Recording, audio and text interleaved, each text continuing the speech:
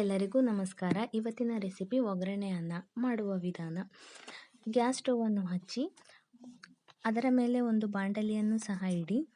ಬಾಂಡಲಿಯನ್ನು ಬಿಸಿಯಾಗಲು ಬಿಡಿ. ಬಿಸಿಯಾದ ಬಾಂಡಲಿಗೆ ಸ್ವಲ್ಪ ಎಣ್ಣೆಯನ್ನು ಹಾಕಿ, ಎಣ್ಣೆಯು ಕಾದ ನಂತರ ಸಾಸಿವೆ, ಕಡಲೆಬೇಳೆ, ಗೆಜ್ಜಿಟ್ಕೊಂಡಿರುವಂತಹ ಬೆಳ್ಳುಳ್ಳಿಯನ್ನು ಸಹ ಸೇರಿಸಿ, ಆನಂತರ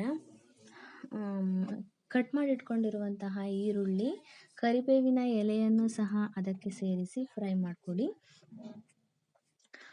ಆನಂತರ ಅದಕ್ಕೆ ಒಣಮೆಣಸಿನಕಾಯಿಯನ್ನು ಸಹ ಸೇರಿಸಿ ಫ್ರೈ ಮಾಡ್ಕೊಳ್ಳಿ. ಗೋಲ್ಡನ್ ಕಲರ್ ಬರುವ ಹಾಗೆ ಫ್ರೈ ಮಾಡ್ಕೋಬೇಕು.